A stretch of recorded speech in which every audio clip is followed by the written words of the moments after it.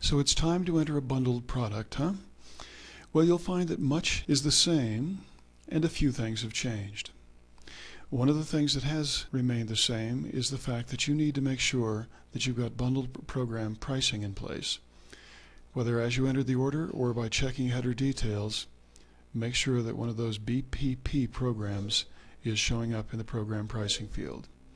Then click on the Create Line button, and in the screen that opens, enter the number of the bundled product that you want. In this case, I'm requesting 29100.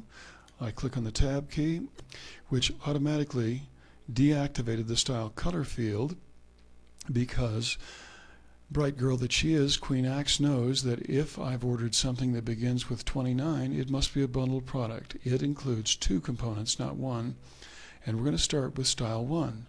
It's defaulting to that field. I type in the 20,000. I tabbed the color. I select Oxford,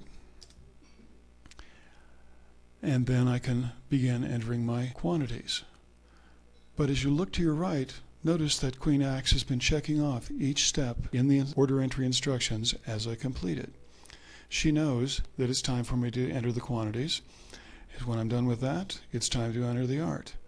And once I've entered art on Style 1, I'll simply do the same thing by returning to the screen and enter it for Style 2, the cap.